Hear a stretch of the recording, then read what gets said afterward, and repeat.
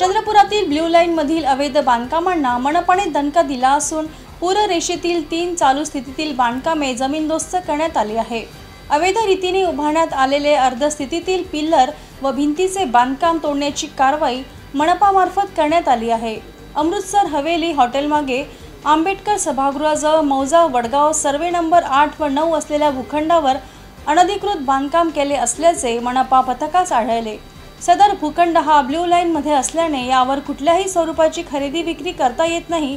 यासंबंधी महाराष्ट्र प्रादेशिक व नगर रचना अधिनियमाच्या कलम 52 अन्वये अनधिकृत बांधकाम करणाऱ्या या सर्व बांधकामदारांना नोटीस देण्यात आली होती।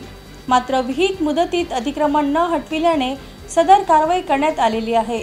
पुराचा संभाव्य धोका टाळण्यासाठी पूररेषेच्या आत कोणतेही बांधकाम व्हायला नको, नदी किनारी असलेली बांधकामे, अतिक्रमणे, नदीपात्रातील काँक्रिटीकरण यामुळे पुराची पातळी वाढत जाण्याचे निरीक्षण नोंदविण्यात आले आहे। हायकोर्टात दाखल झालेल्या जनहित याचिकेच्या अनुषंगाने पूररेषेतील अतिक्रमणे काढण्यात यावी असे निर्देश न्यायालयाने दिलेले असल्याने सदर बांधकामांवर कारवाई करण्यात येत आहे।